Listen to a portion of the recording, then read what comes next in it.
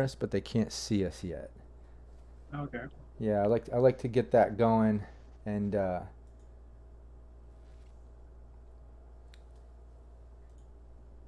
Okay. then make sure I like to get Media that Reds. going, and then make sure all the sites connect. Media Reds. That's what it's called when you drop right into an action scene. It's Uh, nice. grr. Yeah, so all the sites are almost connecting here, so we'll be completely live with them able to see us in about 10 seconds. It's exciting.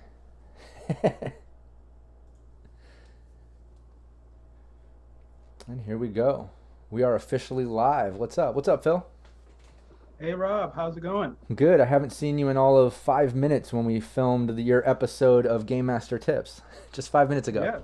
Yeah. Yeah, and It seems like six. yeah, it seems like 6 minutes ago, but no, but anybody tuning into the live stream here, let me get the chat going. Let me open the chat. Definitely join us on YouTube. If you're seeing this on Twitter or Facebook or Twitch or whatever, you can join us on Twitch or YouTube. Either one of those are great for the chat function, and feel free to ask questions and join us. Today is a special episode because I have my buddy Phil McCracken with me, and this is Cyberpunk Uncensored, the podcast. But sometimes I like to stream video live and then pull that for the podcast, and that's exactly what I'm doing with this episode. Even though I know you said you have a face for radio, I like pulling it out in front of the camera, letting people see you. But yeah, let's get into it. I wanted to we did that Game Master tips episode, which was all about campaign building, or at least making some key points and tips to your process of campaign building. I thought that went awesome. But what I'd like to do Definitely, here definitely. is maybe get a little more background on you, get a little personal stuff. And I know we've gotten into that a little bit before. You've been on other episodes of the podcast, and we got to talk about our passion for cyberpunk and all that stuff. But I'd just like to kind of go over that again, just give people a background of when you started cyberpunk and coming up till now, if you wouldn't mind. Oh, I love to do it. Love to do it. Uh, Hi, I'm Bill. I'm an alcoholic. No, I'm just kidding. Um, I'm a cyberpunkaholic, and there you go. That's the one. Smash. I have been gaming since '87, but I started running Cyberpunk in '88. Um, During that first year, I played numerous games, mostly sci-fi superheroes, a couple of like fantasy, like Palladium Fantasy and things like that. And then in 1988, there was this game that someone told me about. Hey, there's a game where you can be cyborgs or cops with cybernetics and all this wild stuff that I had never seen before, and it was Cyberpunk. So the weekend that it debuted, my friends and I jumped into this little Scirocco. If you're not old enough to know, it's a really crappy car. We all piled into the Scirocco and drove to our local game store, all piled up on top of each other. And I grabbed the first big black box set that I seen. Well, it's my first big black box. Grabbed a couple of supplements, Solar Fortune and Near Orbit, and that day we went back to my friend Keith's house and tried to run it. And that's been 32 years ago. Well, 32 years approximately. And I was terrible. I had never run a game before in my life. I had played a game, but the intricacies of being a game master didn't come to me at that point. But I'm telling you this because I want anyone who's starting out as a GM and you think you're not good, persist. Yeah. Persist, persist, persist. You will get better at it, and your love will make you better. Yeah, that's a great point to make. Like nobody starts out doing anything amazing and perfect, and like you gotta work it out. You gotta figure it out. But that's awesome that you've been playing since it came out. And I pretty sure we went over this before. I mean, I know you dominantly GM versus playing, but you enjoy GMing more than playing. And or is it just that you just never really get a chance to play as much as GM? I don't get a chance to play as much as GM. I've played it maybe 2 dozen times in all these years. Wow. So in In 3 decades, I've played it maybe a two and a half dozen times. Wow. Well, So I damn. would really love to play it because I want to play a Prowler, which is a subcategory of Fixer. Mhm. But yeah, that's never happened. Yeah, I'm actually working on trying to put together a possible one-shot thing, and this other plan I don't want to talk about yet, but involving GMs and us kind of rotating and doing one-shots and getting to play, and it might be kind of a fun thing. I'll have to fill you in on that because I'd love you to be I part of it. like that. I Yeah, like the sound of that. yeah, well, because you know how it is. Once you start GMing and you get into it, and it's fun. It's its own beast. I love it.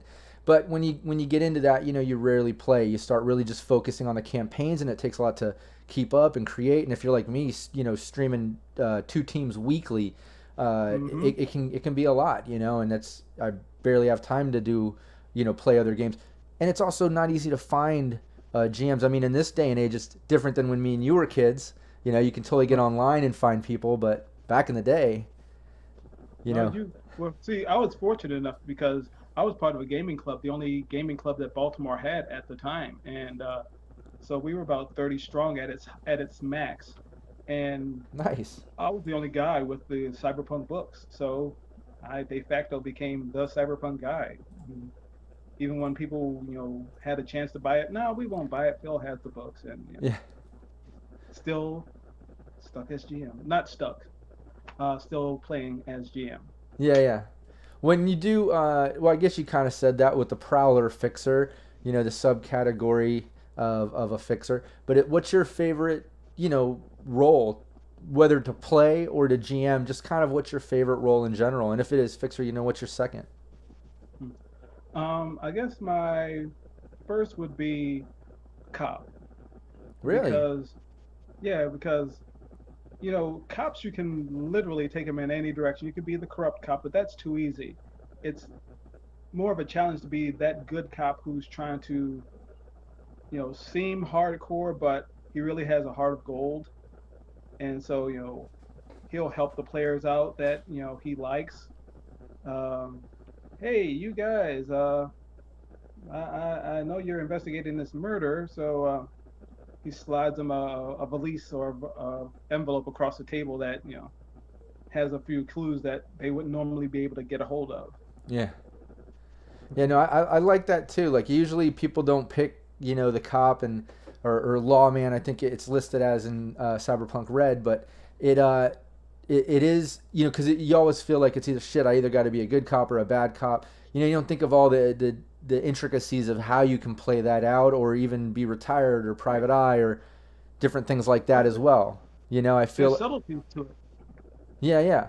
No, exactly. But I like how you said too, like it is kind of fun to play that good cop and kind of see how you can be tough in Cyberpunk. Cyberpunk is fucking dark and rough, Very but dark and rough. but still try to maintain that, I don't know, the good person, and it's difficult in Cyberpunk. But when I was a kid, way back in my day, when I played before GMing, and like I had a campaign going with a buddy of mine, Eric, who got me into Cyberpunk actually, uh, Hmm. doing a whole campaign where I was the cop. I played a cop, and I played a good one, and I felt like that was more fun than just being crooked and doing whatever. I can do that as a solo, a fixer, but as a Right. as a cop, I felt like it was kind of fun to try to help people and try to do what's right. And like, I don't know, it was like you were severely outnumbered all the time in Cyberpunk with those morals, but it was so fun. Right. And see, because I like to make it a living, breathing world. And in a living, breathing world, there are good guys, bad guys, and people in the middle. They're not all, going to stab you in the back. Most of them will. Yeah. Granted, it's cyberpunk, but not everyone will. And finding that one good either PC or NPC and holding on to it because, well, I know I can trust this guy because he had the chance to kill me and he didn't. Yeah. So I think I can trust him. Oh yeah. Yeah. So what did you think? You still GM and you still run games and stuff, and Oh, you're oh yeah, I'm still active. passionate. And I know like I've seen you talk online, like you're excited to see what Cyberpunk Red is when it comes out and compare it. Oh yeah. But you have a long history with 2020. What did you feel like about other versions of Cyberpunk other than 2020? Like Cyberpunk is your core favorite out of everything, right? Right, right. You mean like Shadowrun and things like Yeah, that? just And oh yeah, let's go any other role playing games and any other versions versions of of Cyberpunk. Okay. yeah the ones that came out. So, Um, but in well, general, Shadowrun was a very popular game, direct competition for Cyberpunk, and I respect it for what it is. Not quite my favorite, but you know, I know it does have its good points. As far as other versions of Cyberpunk, um, again, I've been sticking with 2020, even when V3 came out, and but Red has a few more potentials than V3. I think it's going to be a bigger book, more packed with stuff. So I want to, pour over that and introduce it to my players because I want to read it thoroughly, introduce it to my players, and tell me, what they think and if they want to move over to Red or stay in 2020. yeah, But it's cool. yeah, I've liked elements of V3, mainly the agents. I love the idea of a mini smart, literally smartphone in your pocket. It's like Yeah, I think it has like an intelligence of one or two or something like that. And so I love the fact that you got a second brain in your back pocket. yeah, it makes more sense than like 2020, like that really futuristic flip phone that they had imaged in there. Oh The yeah, that that lovely flip phone that costs like $500 a month. yeah, that's so funny. Yeah, and that's a good point about Shadowrun. You said, it's cool, but not a fan of. Yeah, I'm the same way. Like, I started with Dungeons and Dragons. I started with AD&D, and that's when I first got into role playing games, and then got into Hmm. Cyberpunk. And I still like D&D. I like Fifth Edition, whatever. But yeah, I think that it's kind of interesting to me when there's a little bit too much crossover. Like I can appreciate D&D being that fantasy, magic and potions and creatures, and like that's cool for that. Right, And I love Cyberpunk even more, but I can appreciate both for different reasons. Like just of that is course. more based on reality. It's the dark dystopian future, cybernetics, guns. It's more Yeah, you modern can you can you future. can see yourself there. You can close your eyes. You can see yourself there. Totally. Oh yeah, definitely. It's to me more immersive because it's more based on reality things. Like, but but I never really like I thought Shadowrun was kind of cool, but I never really fully got into it when I was younger and then throughout the years because I always felt like it was combining too much of both, and I didn't like that. I like everything to kind of stay in its lane. Like over here's my fantasy and magic and potions and dragons and shit, and over here is my fucking more realistic shit. You know what I mean? Yep, this guy right here is like, if you got a guy who can throw a fireball, why do you need a guy with a grenade launcher? Right. Or Yeah, vice versa. But I can totally get like why people might like both because if you like that and you like that, some people like to combine it and like don't put my Oh yeah, peanut butter in my chocolate. You put my chocolate in my peanut butter, sort of thing. And like right. some might like that, but me personally, like I do like chocolate and peanut butter, but I don't. But I like my cyberpunk Right. here and my D&D over there. D over there. Exactly. Oh yeah, yeah, and thanks. I'm looking at the chat, man. Thanks, David. I see you, and Susan. I see you guys on YouTube and Facebook and sharing the stream and everything, man. Really appreciate that. We really do love the support. And anybody watching, yeah, this is live, and we do have the chat open if you want to go to youtube.com/Mulligan Live, or I think it might be Mulligan Live on Twitch too. But yeah, join there if you've got any questions. We're here with Phil Please McCracken. join right in. Phil McCracken's old school GM. And you can check out the Game Master Tips episode we just went over, and it's a bunch of great tips for campaign building and stuff. But Perfect. let me ask you this: when it comes to Cyberpunk, and obviously, like you love 2020, you're a role playing game guy, tabletop. How do you feel about the video game coming out? Are you a video game guy? I had actually retired from video games, but with the emergence of 2077, I'm going to get back into it. Um, yeah, I mean, I've been waiting, not since the beginning, but I've been waiting a long time for a Cyberpunk video game, and this is, finally my chance to, not have to close my eyes and see the world. I can just see it with all the other fans. Yeah, I think And that's something we cool. can actually share. I don't have to describe the world. Hey, click, there it is. Yeah, I think that's gonna be cool. I'm like you. I'm not really big into video games like I was when I was younger, when I was a kid, and Right. but now like I do some VR. Like I love the HTC Vive. I run virtual reality live online if Hmm. anybody is from there or wants to check that out, whatever. when we stream those games live. And VR is its own thing, and I can appreciate that. But I'm just like I love the open world of role playing games like tabletop. That's why I love Cyberpunk. I'll still throw down in some D&D, but I love just the open world aspect of that. But I'm like you. I feel like, man, when 2077 comes out, I'm gonna have to get that and check that out. It is an open world in there, more limitations than the tabletop. But I'm excited to, like you said, see it. Like, man, because you see the trailers and the concept art that they've been putting out for it. It's just, it's so good. I like to think of us on the cusp of a cyberpunk renaissance, if you will. I mean, they re-released the old material for anyone who wants to get caught up from the beginning. Yep. Then we've got Red coming out, and then 2077. So there's this whole wave of cyberpunk coming at us, and I'm really excited about it.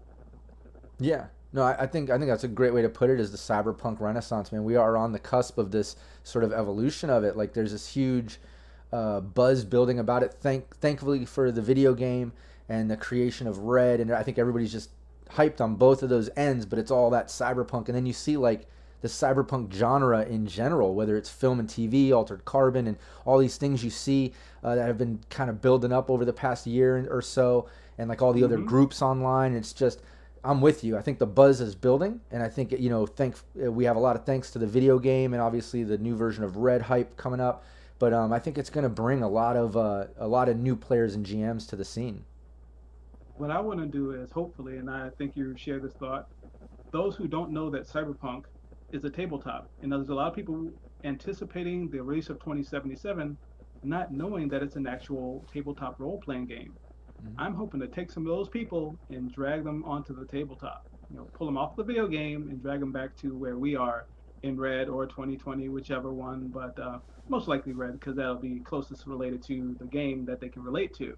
So, Hey, play that game. Hey, come over here. Let me show you what that game is. I could see that happening totally, because like we've said before in previous episodes of the podcast and the Cyberpunk Uncensored podcast and stuff, how the video game, I think, is building so much hype because of the style it is. It's that open world video game. It's that sandbox feel that where those genres of video games are they're their own fucking like thing, man. They have such a fan base, and the hype is huge and stuff. And then, like we've said before, people that love that open world, they're gonna realize, like, oh my god, like, well, hell, the tabletop is like it's a complete open world, even more than a video game, because there's absolutely no limitations on what you can think of and do. And I do think that some of those people will probably do both, or come over. I think that'll be really cool. And let's face it, if you can customize the size of your schwanz, why wouldn't you? Yeah. Oh yeah, and I see some other people here, OFR 1960, saying Nay's Garden. Hell yeah, I'm a big fan of Ben over there, Nay at Nay's Garden. Man, we go way the hell back on the East Coast in Florida, and we always support each other's streams. So that's awesome. I'm glad you guys came over to check us out. I don't know if you guys have played Cyberpunk or you know what this is, but I'm glad to have your support.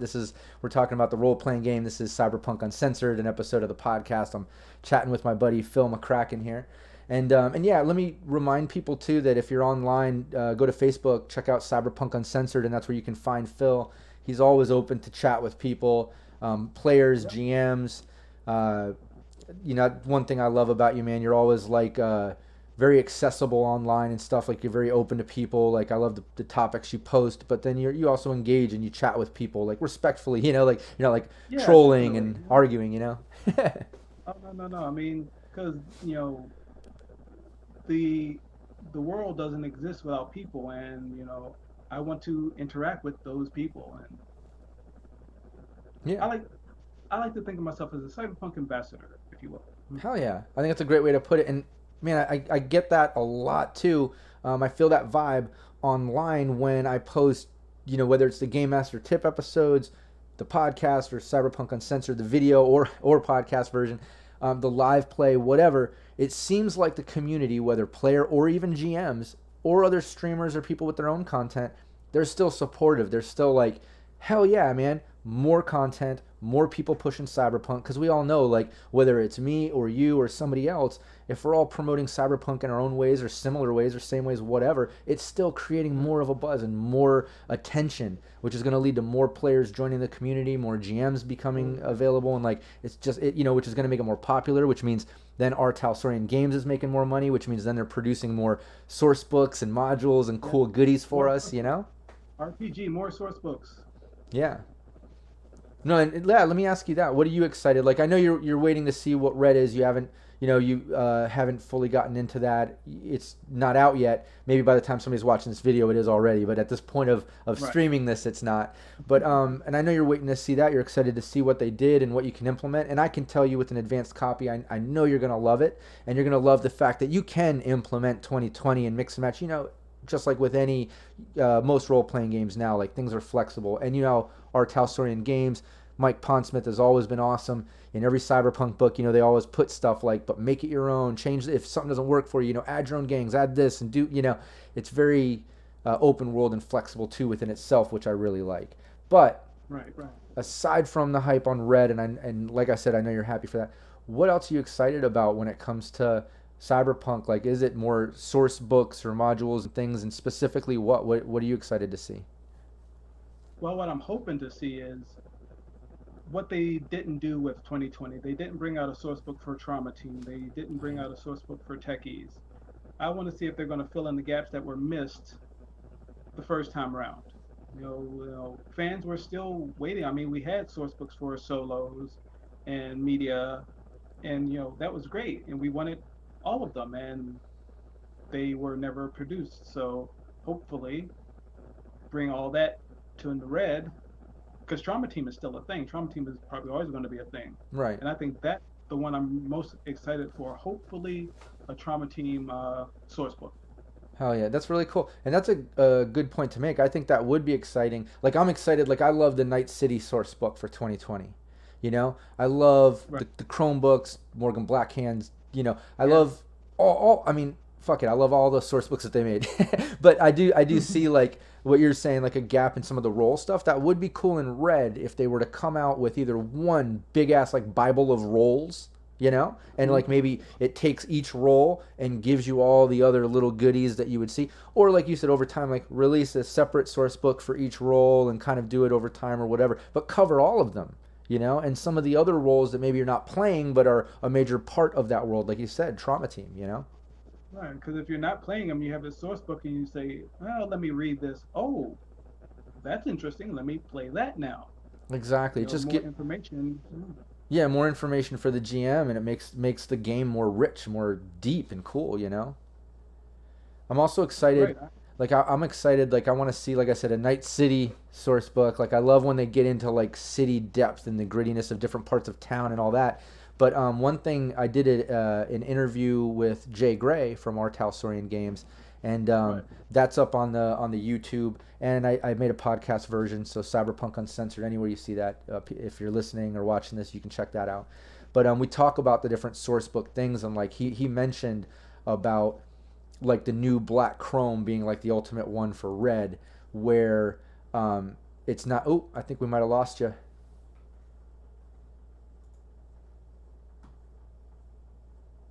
Oh, everyone stand by. We are live. I think we just lost Phil. No, I'm still here. Oh, okay, good. We can at least hear you. See if you can get the video back there. I think it flipped on us. And what's up, Cyber Smiley? That's cool. Healthy Paranoia. Yeah, Trauma Team, they were saying. Yeah, Corp Report and Med Tech Book or a Chromebook 5. I was just going to talk about the Chrome thing. I'm just want to make sure Phil gets back. And Smiley saying, yeah, Techie, Med Techie source book. Yeah, I think that was cool. Oh, there you are. I see it now.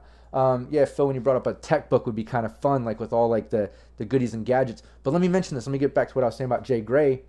In that interview, he mentions about the black Chromebook kind of being ultimate for Red. And he talks about how it's not just going to be like typical Chromebooks where it is, here's what it is, here's the price or, description, whatever. It's very Red focused where it explains like how you have to source this and find it or whatever. Because, the whole thing Right. with After the Red is... War, malls went bye-bye. Exactly. Like, in Red, it's post-nuclear fallout from the fourth corporate war pocket nuke and shit. So like things are just getting rebuilt, factories are re-going, and there's a lot of like finding things because like you just can't go to a store and get it, you know.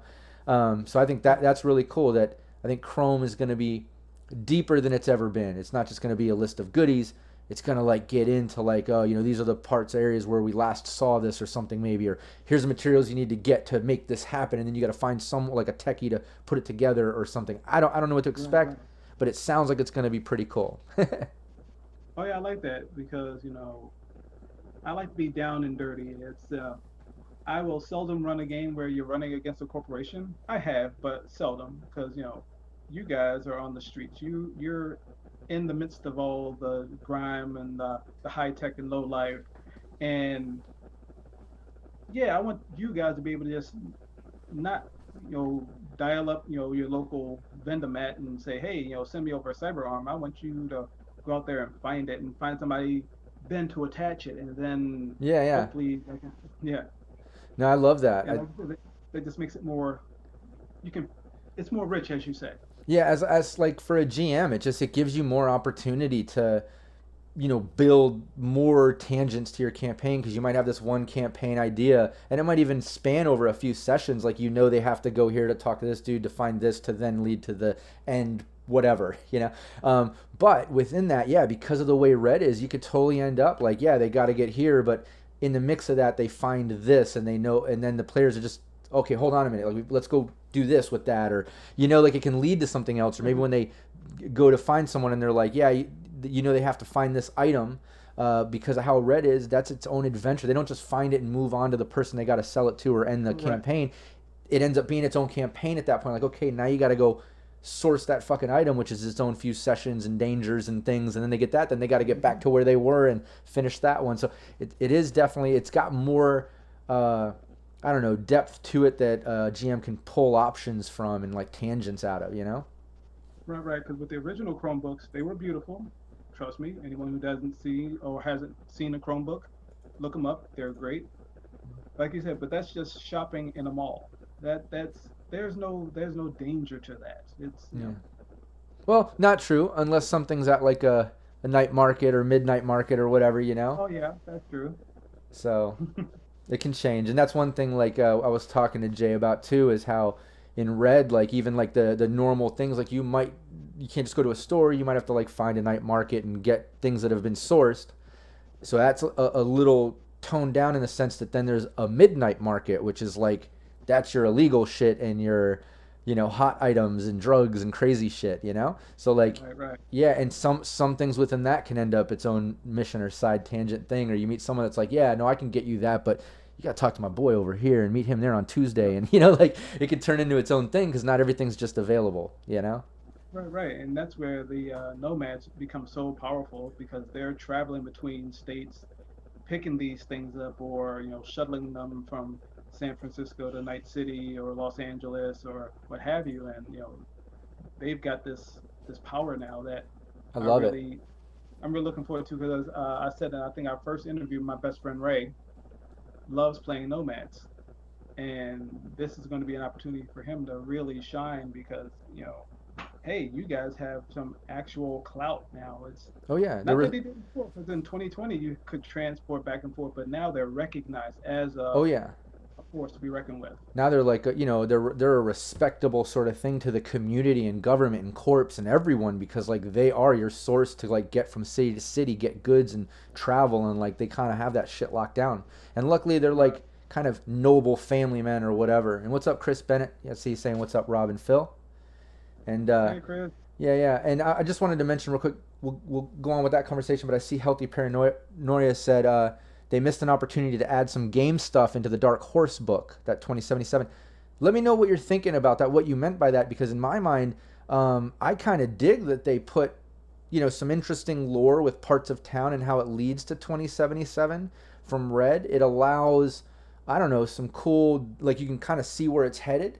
So like throughout the time of Red leading towards there, how things can, what direction different parts of town and things, gangs have done. Like for instance, talking about nomads, one thing that I love about the Dark Horse book is how they put they explain how nomads going into 2077 are more considered. They're all like gang members now. They all kind of made gangs, and the biggest one, I always forget the fucking name. It was like the biggest nomad pack, but it makes sense to me because it's like they evolved. They went from this sort of post-apocalyptic nomad Mad Max Beyond Thunderdome family wanderers from 2020 in my mind, going into Red. Noble, we're in charge of transportation now. We're standing up. We've got this sort of like stand up, position that is respectable and helping everyone.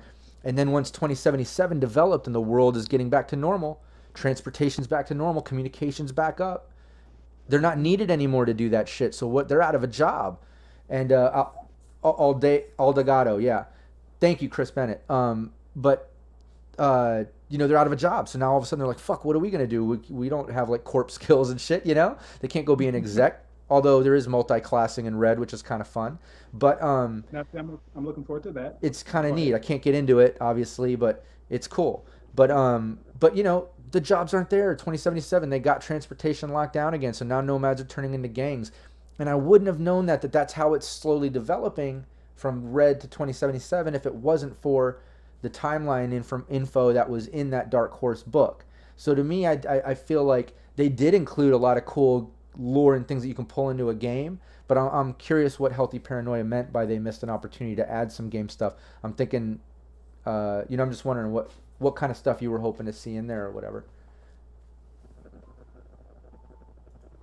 But yeah, if you're still there, just chat. Oh, okay, there you go. There's ads. They could have. Oh, I love the fake ad stuff. Unless you're talking about like real ads, but they could have had it with you. Had the book either, I think. Sorry, having a hard time. I know autocorrect can fuck you up there. Either you get an accessory sheet with the ad stats. Oh, if you could have had. Oh man, that's really hard to read. Sorry. Hold your phone, whatever, over the ad to see mechanics for 2020 or Red. Oh, okay, I see what you're saying. In Red, they should add Red lore in the ads. Oh, okay, I see what you're saying. Like, do something where, like, you can hit the ad and maybe get, like, some juicy lore info for the games. Is that what you're saying? That is very cool. Mm-hmm. But you know what? I can't knock what it is. The artwork's badass. The lore that they did include those fake ads, like I'm appreciative of that stuff. It's really cool. But yeah, no doubt that if they would have added in some other stuff, that would have been better. Even more is always appreciated. They could have shown maps. With your whistle. Yeah. They could have shown maps development of the city decade by decade. Yeah, and let me tell you, that's one thing. If you check out the interview I did with Jay Gray. And that's on the YouTube channel. You can see that in past videos. After this, go check that out. We talk about all kinds of great shit that you'll learn about Red, which is cool. It was awesome that he was able to say the things he did.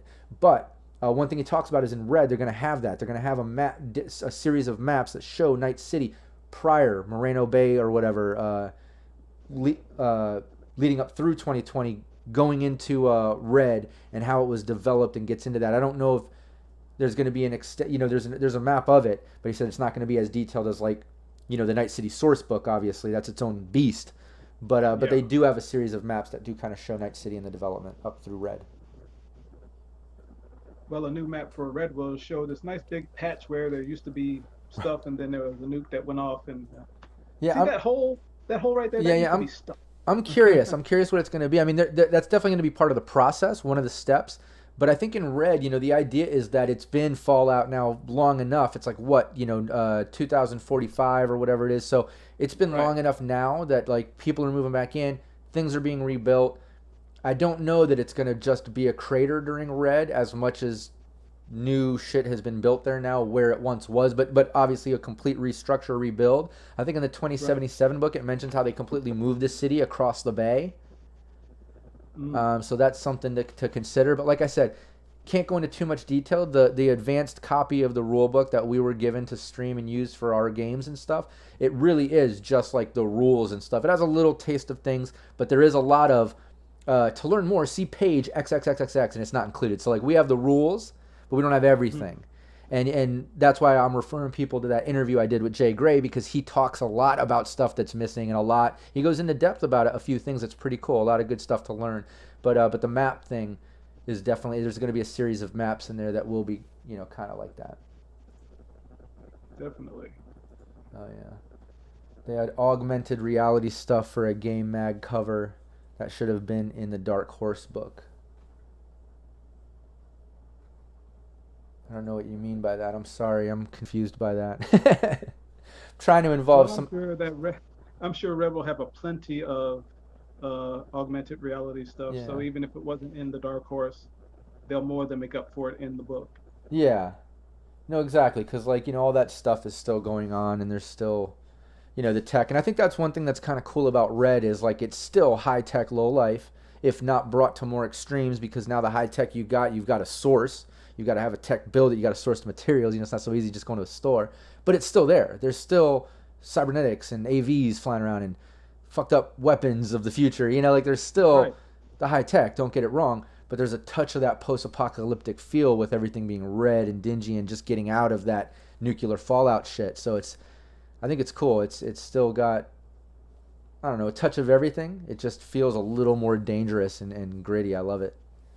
Oh yeah, it's kind of hard to have a street battle, and all of a sudden this red shit starts raining down on you. You kind of lose your motivation to shoot the guy. You just want to run indoors. Yeah.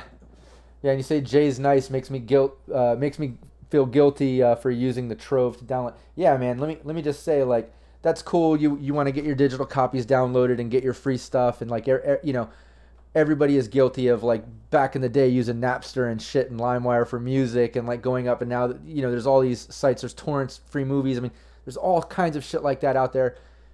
You're not going to stop it once the technology is created. You can't destroy it, and people are still going to do it. All I can say is, man, if you love Cyberpunk, if you like it, at least buy the books too. Like, Right, exactly. download your free shit. That's fine. Like, everybody's ripping off stuff, whatever. But at least still show support. Go to their site and buy their shirts like I do. I own all the Cyberpunk shirts. Buy all the books. Buy all the things. Like, have the physical copies. Support the company so they can make more and they can succeed. So we can still have this growing and going in the future. So I like the fact that Jay mentions that a lot, and he busts some balls about it and he encourages people to show support. I do too. I agree with him 100%. Same here. Yeah, Always, show love for your fandom. exactly.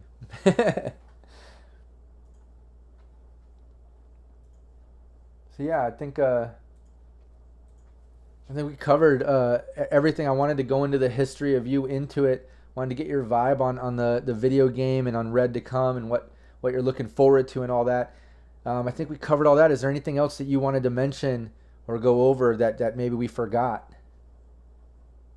Nothing pops into my mind. Of course, it's gonna be 10,000 things after we, I know. end end the podcast. But right now, nothing is springing to mind. Well, the good thing is, you're part of the Cyberpunk Uncensored family and the group. You help run it, and you've done plenty of the episodes. You're kind of like an unofficial co-host here. Just like I've got a few key friends that always help out and stuff, and you're always one of them, man. So, like, if we did forget something, I'm not stressing too hard because you'll be back. We'll do another episode. I'm sure Oh we'll do yeah. another podcast. You know how, you know. We'll So, but yeah, do anybody. a podcast errata. Yeah, Remember that exactly. thing we forgot the last time? Yeah, and also I wanted to mention too, anybody watching once this video actually posts and go live. I know it's live right now. I mean, like when it posts the version online for sharing all that stuff. Make sure you like, share it. Make sure you check out the end card because I'm gonna link to the Game Master Tips episode that we did with Phil, where he goes over campaign building tips because that's a great episode. It's short and sweet, easy, digestible, and like you'll love it if you're a GM. You'll enjoy it if you're a player too. It's some good stuff. But I hope so. Yeah. yeah, no, I really enjoyed it. I think I'm gonna when I get out of here, I'm probably gonna make sure that that's posted and ready to go, and I'm gonna start sharing it around online because I think people need to see it. But yeah, anybody watching, please show us some love, like and share the video, subscribe to the YouTube channel. Check out the links in the description. Once we get out of this live feed, I'm gonna go update that, and I'm gonna put the links to our pages and podcast and things for support. I'm also going to include links and info from our sponsors. We have Sirenscape, Cyberfight Clothing, Elderwood Academy. I know I'm forgetting some, but either way, Lion Banner Games, hooking us up with the maps. You'll see the logos at the bottom at the beginning of the stream, but check out the description. I'm going to go update that with links to those, discount codes, all that goody stuff. Check it out. Show them some support too. We really appreciate them. But yeah, everybody tuning in, let me just check the chat one more time, make sure I didn't miss anything. Got a Discord. No, I don't run a Discord. I mean, I've got my personal, and but I don't run a group there. I just run the Cyberpunk Uncensored group on Facebook, the Instagram account, the fan page. Mulligan Live on YouTube is probably the number one spot I'm pushing. That and the Twitch, to try to build up more subscribers and stuff. Patrick, yeah, man, thank you for tuning in. He thanked us for the stream. Well, we thank you. And David, everybody, I see everybody, saying what's up. Thanks everybody for tuning in. We really appreciate that. We do this because we're passionate about it. No one's fucking paying us or whatever, Like, we do it because we're passionate. So, we really appreciate the validation from the community. When you like the video and you share it and you comment and you show that you like what we're doing, it means everything to us, man, because, like, we're pouring our heart and soul into it because we love it. And, like, you're totally validating us when you give us the props for that shit. So love it. Keep it going. And we'll see you next time. Take care, Phil. Take care, everybody that's tuning in. See you, Rob.